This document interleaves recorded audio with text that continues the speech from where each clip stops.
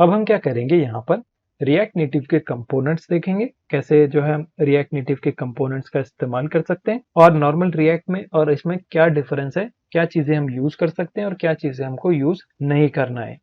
जैसे कि अगर आप इसकी ऑफिशियल वेबसाइट पे जाएंगे reactnative.dev, इस पर आइए। उसके बाद में देखिए यहाँ पर ड्रॉप डाउन मेन्यू मिलेगा आपको डेवलपमेंट का, इसके अंदर है देखिए कंपोनेंट्स, इस पर क्लिक करिए।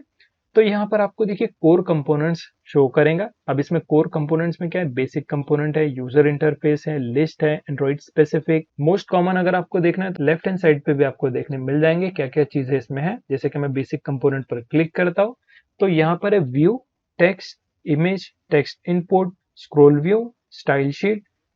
तो ये सारी चीजें क्या है, देखिए जैसे हम डिव यूज करते हैं ना, अगर मान लीजिए हमारी ये जो एप्लीकेशन है, साथ ही में मैं इसको रन करके भी बता देता हूँ, एमुलेटर में ये रन है।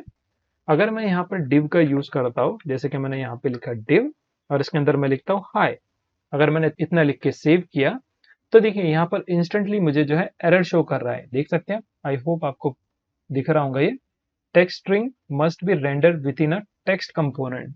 तो अब ये क्या चीज है, देखिए हम नॉर्मल रिएक्ट में जो है HTML का यूज कर सकते हैं, जो भी उसके अंदर टैग्स है उनका यूज कर सकते हैं, लेकिन रिएक्ट नेटिव में ऐसा नहीं है। रिएक्ट नेटिव में कुछ कंपोनेंट्स है उतना ही हम यूज कर सकते हैं और उसकी मदद से सारा डिजाइन हमको करना पड़ता है। अब कौन से कंपोनेंट है, अभी मैंने आपको बताया, यहाँ पे हमने देखा ना view, text, image, text input, और भी नीचे स्क्रॉल करेंगे तो आपको पता चलेगा क्या क्या चीजें इसमें अवेलेबल है। और ये थोड़ा सा लिमिटेड है, देखिए नॉर्मल अगर आप वेब एप्लीकेशन की बात करेंगे ना तो उसमें बहुत सारे कंपोनेंट्स हमको देखने मिलते हैं, लेकिन रिएक्ट नेटिव में ऐसा नहीं है, बहुत कम कंपोनेंट्स आपको मिलते हैं। फिर आप उसको जो स्टाइल करके यूज कर सकते हैं, मैं आपको कोड में बता देता हूँ। ये हमारा कोड, इसमें हमारे पास है देखिए यहाँ पर व्यू, ये जो व्यू है ना ये कंटेनर की तरह काम करता है। जैसे हमने यहाँ पर डिव लिखा ना, अब मैं डिव को रिमूव कर देता हूँ और एमुलेटर को भी साइड में ओपन करता हूँ।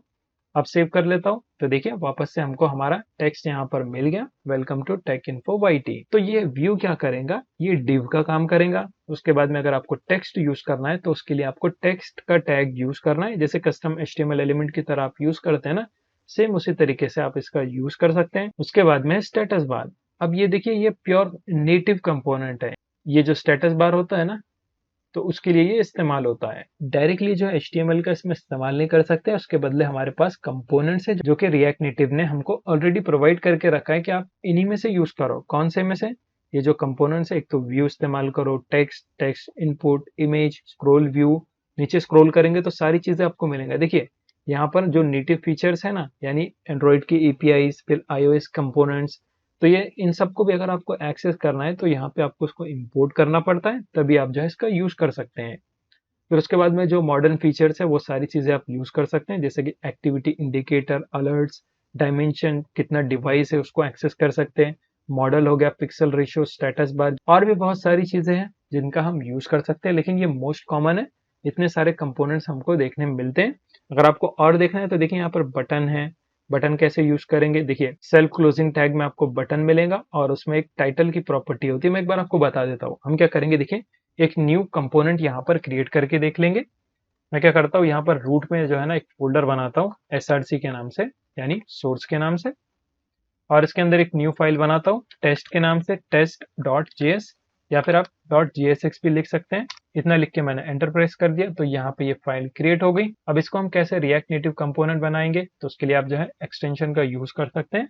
आपको सिंपली एक्सटेंशन में सर्च करना है और यहाँ पे आप सर्च करेंगे ES7। उसके बाद में देखिए यहाँ पर आपको ऑप्शन मिलेगा ES7 plus react Redux react Native snippet. तो ये वाला एक्सटेंशन आपको डाउनलोड करना, मैं यहाँ पर ओपन करके बता देता हूँ ब्राउजर में। तो देखिए ये वाला एक्सटेंशन है, हम इसको इंस्टॉल कर रहे हैं।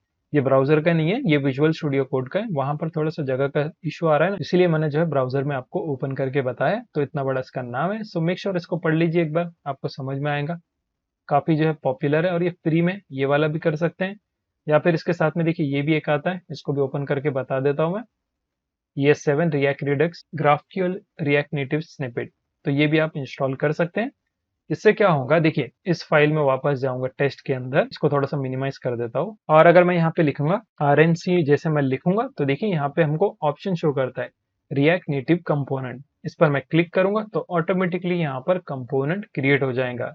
देख सकते हैं आप, हमको जो है मैन्युअली लिखने की जरूरत नहीं पड़ी। अगर आप app.js में देखेंगे तो देखिए सेम चीज आ गई। अब यहाँ पर हमारे पास क्लास बेस आ गया। अगर आपको क्लास बेस नहीं चाहिए तब आप क्या करेंगे, वापस आएंगे, यहाँ पे लिखेंगे RN फॉर रिएक्ट नेटिव और उसके बाद में F लिखेंगे फॉर फंक्शनल कंपोनेंट। एक्सपोर्ट के साथ में लिखता हूँ तो आप लिखेंगे RN FE, इतना लिख के एंटर प्रेस करिए तो देखिए ये एक्सपोर्ट के साथ में आपको देखने मिल जाएगा।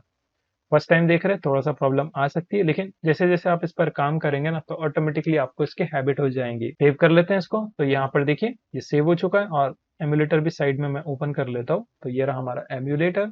अब जैसे मैंने सेव किया तो यहाँ पर तो कुछ भी शो नहीं किया। अब सेम चीज जैसे हम रिएक्ट में कंपोनेंट्स को इंपोर्ट करते हैं ना, तो सेम उसी तरीके से आप इसको यहाँ पर इंपोर्ट कर सकते हैं। सो इस टेक्स्ट के बाद में मैं क्या करता हूँ, यहाँ पे जो है ना इसको इंपोर्ट कर लेता हूँ। हमारे कंपोनेंट का नाम है टेस्ट, तो देखिए सजेशन शो करेगा। इस पर क्लिक करिए, फाइल ऑटोमेटिकली यहाँ पर इंपोर्ट हो जाएंगी। अगर आपके केस में नहीं होती है तो मैनुअली आप कुछ इस तरीके से उसको इंपोर्ट करिए, सेल्फ क्लोजिंग टैग। और इसका भी एक्सटेंशन आता है। अगर आप मेरी सीरीज फॉलो करते हैं तो मैंने सारे एक्सटेंशन आपको बताया हुआ है। तो यहाँ पे आप लिख सकते हैं इंपोर्ट।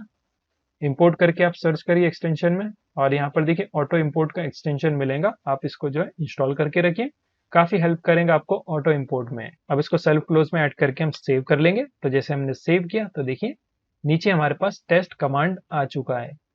तो परफेक्टली हमारे पास एक न्यू कंपोनेंट भी क्रिएट हो गया। देख सकते हैं आप, इसमें कुछ भी लिख सकते हैं। जैसे कि मैं यहाँ पर फिर से ऐड कर देता हूँ टेस्ट कंपोनेंट, सेव। तो सेम यहाँ पर हमको रिजल्ट देखने मिल रहा है। सो आई होप बेसिक कंपोनेंट्स तो आपको समझ में आ गए होंगे। आप इसका डॉक्यूमेंटेशन देखते रहें क्योंकि बहुत सारी चीजें आपको डॉक्यूमेंटेशन फॉलो करके ही बनानी है। बहुत सारी चीजें इसमें हमको नहीं समझ में आती है फर्स्ट टाइम में, क्योंकि नॉर्मल रिएक्ट में हम क्या करते हैं, डिव का यूज करते हैं, H1 का, H2 का या फिर पैराग्राफ टैग का। तो इसमें ऐसा कुछ भी नहीं है। इसमें डायरेक्टली हमारे पास व्यू है, फिर टेक्स्ट है। और भी अगर आपको कुछ चीजें चाहिए, नेटिव फीचर चाहिए, तो आपको इसका डॉक्यूमेंटेशन देखना पड़ेगा। और जो जो चीजें इसने बताया है तो आप इसका यूज कर सकते हैं, क्योंकि देखिए मैं जो चीजें बता रहा हूँ हो सकता है आपको कुछ और एडिशनल चीजें चाहिए, तो फिर आपको उसका आइडिया होना चाहिए। इसलिए आप क्या करें, डॉक्यूमेंटेशन जरूर देखें। जो चीजें अगर आपको चाहिए तो ट्राई करें उसको जो है इम्प्लीमेंट करने की। फर्स्ट टाइम में नहीं होगा, सेकंड में नहीं होगा, लेकिन थर्ड टाइम में तो हो ही जाएगा। और फिर हम प्रोजेक्ट्स भी इसमें देख रहे हैं तो आपको ज्यादा अच्छे से समझ में आएगा कैसे जो है इसमें प्रोजेक्ट बनता है। फर्स्ट हम जो है बेसिक पार्ट कवर कर लेंगे, क्या क्या चीजें इसमें बेसिक है। नेक्स्ट हम क्या कर लेंगे, स्टाइलिंग देख लेंगे। अब हम क्या करेंगे, यहाँ पर स्टाइलिंग का पार्ट देखेंगे, कैसे हम रिएक्ट नेटिव में कंपोनेंट में स्टाइलिंग कर सकते हैं। तो स्टाइलिंग के लिए देखिए यहाँ पर ज्यादा ऑप्शंस अवेलेबल नहीं है। अगर आपने जो है स्टाइल कंपोनेंट देखा होगा तो सेम उसी तरीके से आप जो है ऑब्जेक्ट बना के स्टाइलिंग कर सकते हैं, या फिर डायरेक्टली आप इनलाइन स्टाइल का भी यूज कर सकते हैं।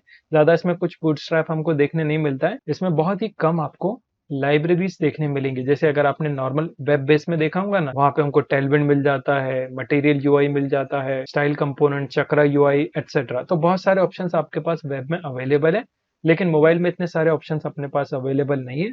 तो हम ज्यादातर इसमें कस्टम स्टाइलिंग करते हैं, या फिर एक दो जो भी लाइब्रेरी अवेलेबल है ना तो उसका हम यूज करते हैं। तो अभी तो हम क्या करेंगे, नॉर्मल देखेंगे कैसे हम CSS की मदद से स्टाइलिंग कर सकते हैं। और CSS में भी थोड़ा सा पार्ट ब्लॉक है, पहले शुरू में आपको बता देता हूँ। सिंपली अगर आप यहाँ पे सर्च करेंगे ना स्टाइल, तो आपको पता चल जाएगा कैसे आप स्टाइलिंग कर सकते हैं। तो स्टाइल के लिए हमको क्या करना पड़ता है, पहले शुरू स्टाइल शीट को इंपोर्ट करना पड़ता है। फिर आप चाहें तो ऑब्जेक्ट बना के कर सकते हैं, जैसे कि यहाँ पर देखिए स्टाइल शीट की मदद से ऑब्जेक्ट बना के। मैं एक बार आपको जो कोड में बता देता हूँ डायरेक्टली।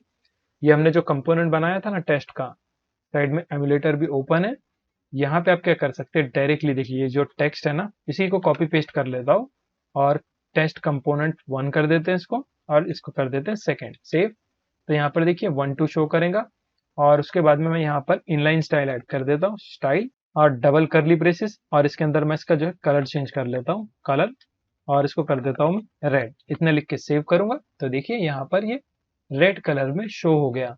अब ये हो गया इनलाइन स्टाइल। इसके बाद में आप जो है ऑब्जेक्ट बेस्ड स्टाइलिंग भी कर सकते हैं। कैसे करेंगे, उसके लिए आपको स्टाइल शीट लगेगा और उसको आपको इंपोर्ट करना पड़ता है रिएक्ट नेटिव में से। तो यहाँ पर टेक्स्ट के बाद में आप क्या कर सकते हैं, यहाँ पे लिख सकते हैं स्टाइल शीट। देखिए ऑप्शन शो करेंगे, इस पर क्लिक करिए और नीचे हम क्या करेंगे, उसकी मदद से ऑब्जेक्ट्स नीचे क्रिएट करेंगे। तो यहाँ पे मैं कमेंट बना देता हूँ स्टाइल्स। और आई थिंक app.js में आपने देखा होगा, देखिए यहाँ पर है बना हुआ। तो कुछ इस तरीके से आप जो ऑब्जेक्ट्स बना सकते हैं। कैसे बनाएंगे, देखिए पहले शुरू आपको जो है एक वेरिएबल बनाना है, कॉन्स्ट स्टाइल्स। स्टाइल जरूरी नहीं है, आप जो भी नाम आपको देना है आप दे सकते हैं। उसके बाद में आप यहाँ पर स्टाइल शीट को टारगेट करेंगे। तो यहाँ पे मैं लिखता हूँ स्टाइल शीट। उसके अंदर हमारे पास क्रिएट का फंक्शन होता है, तो यहाँ पे आप लिखेंगे क्रिएट और y भी आ गया तो y को डिलीट कर देता हूँ मैं। यह है क्रिएट का फंक्शन। इसके अंदर आप जो है ऑब्जेक्ट्स को बना सकते हैं, जैसे कि इस ऑब्जेक्ट का नाम मैं रखता हूँ h1 कर देता हूँ मैं। ठीक है, मैंने इसका नाम रखा h1। ये है ऑब्जेक्ट। इसके अंदर आप क्या करेंगे, जितनी भी आपको स्टाइलिंग करना है, जैसे कि मैं इसका फॉन्ट साइज चेंज कर लेता हूँ, फॉन्ट साइज इसको कर देता हूँ 30। उसी के साथ में मैं यहाँ पर इसका कलर भी चेंज कर लेता हूँ और इसको मैं कर दूंगा ग्रीन कलर। तो यहाँ पे मैं लिखता हूँ ग्रीन, सेव कर लेता हूँ। जैसे सेव करूंगा कुछ भी इफेक्ट यहाँ पर देखने नहीं मिलेगा।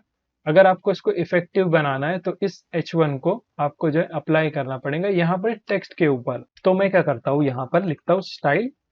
अब मैंने स्टाइल लिखा, सिंपली एक करली ब्रेसेस, और इसके अंदर मैं क्या करूंगा, यहाँ पर इस स्टाइल को टारगेट करूंगा पहले शुरू। तो आप लिखेंगे यहाँ पर स्टाइल और इस स्टाइल के अंदर मेरे पास है H1। तो इस H1 को मैं यहाँ पर लिखूंगा H1, सेव। जैसे मैंने सेव किया तो देखिए यहाँ पर हमारे टेस्ट2 कंपोनेंट का फॉन्ट कलर और इसका जो फॉन्ट साइज है वो चेंज हो चुका है। तो इस तरीके से आप जो है रिएक्ट नेटिव में स्टाइलिंग कर सकते हैं। देखिए ये एक बेसिक वे है। अगर आपको कोई थर्ड पार्टी लाइब्रेरी यूज करना है तो आप कर सकते हैं, ज्यादा ऑप्शन अवेलेबल नहीं है। आई थिंक पेपर है इसमें, पेपर यूआई लाइब्रेरी। तो यहाँ पर आपको जितनी भी कस्टम स्टाइलिंग करना है तो आप इस तरीके से जो है ऑब्जेक्ट बनाकर उसको टारगेट कर सकते हैं, या फिर अगर आपको थर्ड पार्टी लाइब्रेरी यूज करना है तो आप वो भी कर सकते हैं। हम हमारे मेन प्रोजेक्ट में जो है थर्ड पार्टी लाइब्रेरी का ही यूज करेंगे, लेकिन अभी फिलहाल हम सीख रहे हैं। तो यहाँ पर हम क्या करेंगे, इनलाइन और फिर ऑब्जेक्ट बेस यानी स्टाइल कंपोनेंट बेस हम यहाँ पर देख सकते हैं, जिसे जेएसएस भी कहते हैं। ऑब्जेक्ट बना के हम क्या कर सकते हैं, स्टाइल में उसको पास करा सकते हैं और कोई भी एप्लीकेशन यहाँ पर क्रिएट कर सकते हैं। और साथ ही में एक चीज अगर आप नोटिस करेंगे ना, देखिए ये सब कुछ सेंटर में आ रहा है। तो सेंटर में क्यों आ रहा है, देखिए यहाँ पर app.js में अगर आप जाएंगे तो यहाँ पर देखिए जो हमारे कंटेनर की क्लास है ना, उसके अंदर flex1 है। तो यहाँ पे हमारे पास सिर्फ फ्लेक्स का ऑप्शन है चीजों को अलाइन करने के लिए। अगर मैं यहाँ से ये रिमूव कर लूँ या फिर इसमें से रिमूव कर देता हूँ, ठीक है, यहाँ से अगर मैं स्टाइल रिमूव कर लूँ, सेव कर लेता हूँ, तो देखिए ये टॉप पर चिपक के आ गए। तो ये भी एक प्रॉब्लम होती है रिएक्ट नेटिव के साथ में, तो हमको खास इसका ध्यान रखना पड़ता है। आई होप आपको स्टाइल का कंसेप्ट तो समझ में आ गया होगा, कैसे हम रिएक्ट नेटिव में स्टाइलिंग का यूज कर सकते हैं। एक तो इनलाइन स्टाइल यूज कर सकते हैं या फिर आप जो है ऑब्जेक्ट बना के भी स्टाइलिंग कर सकते हैं। दोनों ऑप्शन आपके पास अवेलेबल है, जो भी आपको सही लगता है। देखिए इनलाइन स्टाइल तो काफी कॉम्प्लेक्स हो जाएंगे, क्योंकि यहाँ पर हमारे पास ज्यादा डेटा नहीं है। अगर ज्यादा डेटा रहेगा तो फिर इसका साइज तो काफी बढ़ जाएगा, जो कि अच्छी प्रैक्टिस नहीं है। तो आप जो है यहाँ पर ऑब्जेक्ट बना के यूज कर सकते हैं। तो हम देखेंगे और इसको कैसे हम ओवरकम कर सकते हैं। तो सारी पॉसिबल वेज हम यहाँ पर आने वाले वीडियोस में देखेंगे। सो आई होप यहाँ तक आपको समझ में आ गया होगा। मैं मिलता हूँ नेक्स्ट वीडियो में।